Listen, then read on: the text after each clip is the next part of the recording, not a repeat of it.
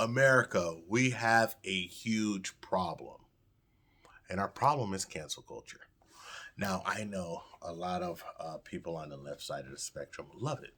They love people to be canceled, and people on the right too. I mean, don't get it twisted. Everybody loves to pile on people, but I think the rise of the internet has left us missing so much nuance in conversation and just making everything so black and white, especially on a political spectrum, that people are just getting cut off at the knees. And so now our latest victim, Gina Carano. Gina Carano, if you don't know, is an ex MMA fighter, Strikeforce champion, lost to actually one of Chris Cyborg's first victims. When Chris Cyborg came up, she was just a killer and still is. Gina Carano in the fights, which I do love MMA, she really held her own and did a lot better than I think people give her credit for. But of course, Chris Cyborg was just too much. So what happened? Gina Carano, fast forward with her MMA credentials, do what most people do when they get out of sports, and they still, have a long life to live. You can retire from combative sports very young. She goes and she starts acting, and she's been in some movies, and overall has done a decent job, not an expert job at the movies, but she's done a decent job. And so she was in The Mandalorian. Full disclosure, total and 100% science fiction nerd. If you looked around my apartment, you would see action figures from The Mandalorian, from Star Wars, literally looking for a Battlestar Galactica replica to find somewhere to put in my office at work. I love science fiction. And so The Mandalorian, Disney Plus, a great series, and Gina Carano looked to be playing a very large part in it. So what is somebody playing such a large part? What did they do to get kicked off of a successful, by all means successful television show on Disney Plus series? Well, she said something which I must say is a poor analogy, but don't understand how you would get canceled. So what she said is that, and I before I even say this, I understand how, because being somebody who's in out of affected class, I feel a certain way when someone says this is akin to slavery, because to me, when you don't use proper context when you say things like that, it really decreases the intrinsic perceived value of that item. Meaning that if someone says, well, this is just slavery, me working for minimum wage, and say, well, no, slavery, you were beat and forced and abducted to work for nothing. And so I can really understand why people would say, hey, we should be careful of it. But a poor analogy in itself should not be enough to be driven off of a television show. So what was the analogy? Let's say what she said was that when the Jews were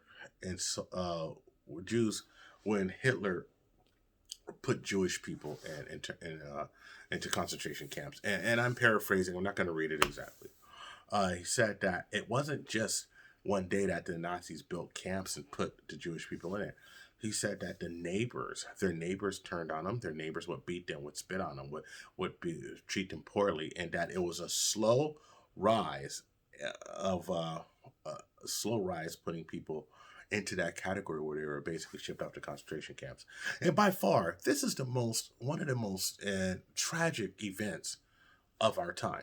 Of the last 100 years. I mean, you have to say this right away. This is a tragic event in the last 100 years, and it was a genocide. I mean, I don't want to take anything away from that. So, by saying that on a political spectrum, that because people are isolating each other on a political spectrum, and what she was implying, and that now.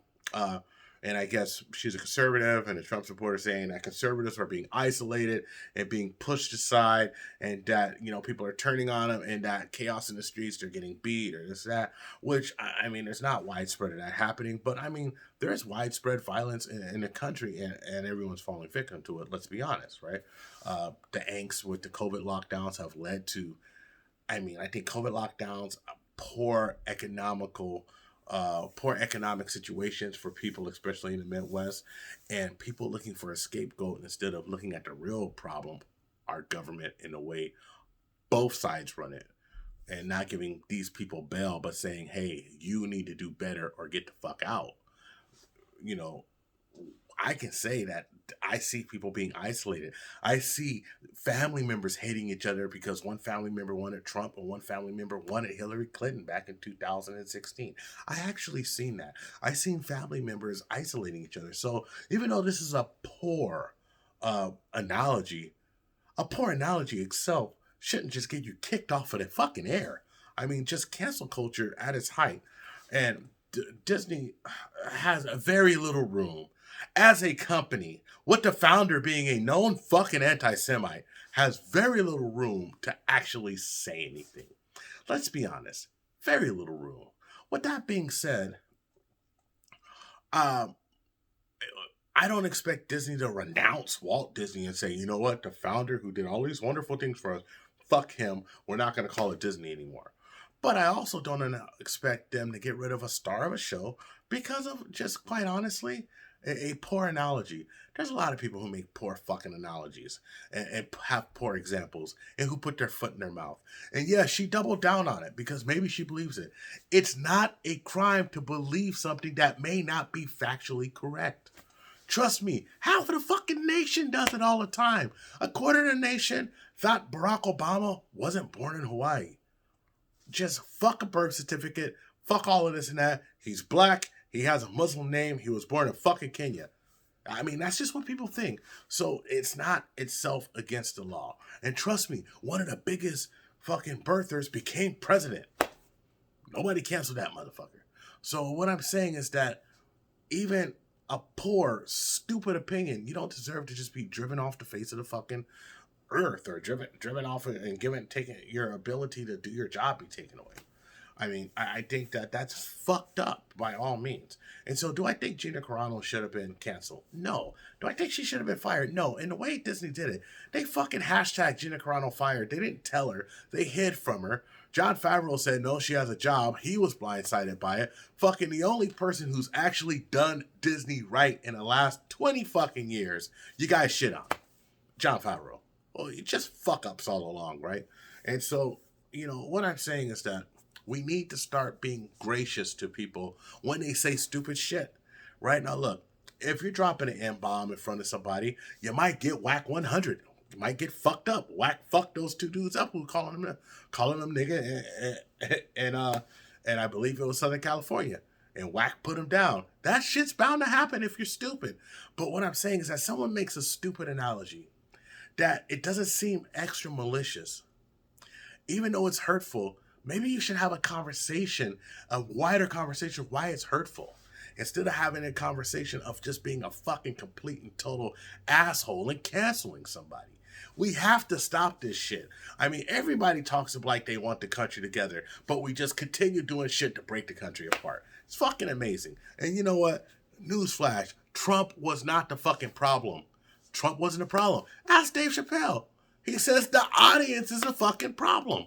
The audience, you motherfuckers, that if you do one thing wrong, no matter how good you've done, no matter if I liked you before, one thing wrong, you gotta fucking go. Well, come on, man. Stop playing the game. You're playing the wrong fucking game. The game you should be playing is holding your fucking politicians accountable. But it's a big game that they're playing together and you're not involved because you want to play stupid fucking games like let's cancel this person. Let's cancel Brian Callen because he's accused of something 20 years ago. I mean, let the justice system play out. If he gets convicted, then his ass goes to jail. What the fuck? I mean, at one point, we have to start being right to people. I mean, when I seen that I